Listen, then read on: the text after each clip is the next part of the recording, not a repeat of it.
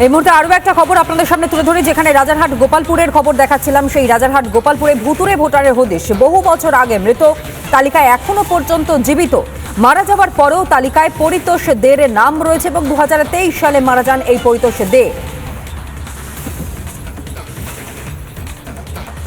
এবং এখনো তালিকা থেকে বাদ যায়নি নাম বাদের জন্য আবেদনের জন্য জানিয়েও হয়নি সুরাহা। আর এই মৃত ব্যক্তির পরিবারের সঙ্গেই আমাদের প্রতিনিধি কথা বলেছিলেন। তারা ঠিক কি জানিয়েছেন আপনাদের সামনে রাখবো, দেখুন। রাজারহাট গোপালপুর বিধানসভা জুড়েই মৃত ভোটারের নাম জলজল করছে। এই মুহূর্তে আমি ইস্ট মল রোডে দাঁড়িয়ে রয়েছি।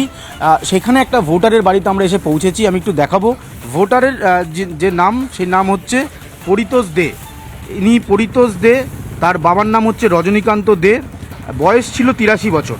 এবং যেটা আমরা জানতে পাচ্ছি যে 2023 সালে তিনি মারা গিয়েছেন, কিন্তু ভোটার লিস্টে তার নাম এখনও জলজল করছেন। তার পরিবারের সদস্য রয়েছেন, আমি একটু তার সাথে কথা বলবো।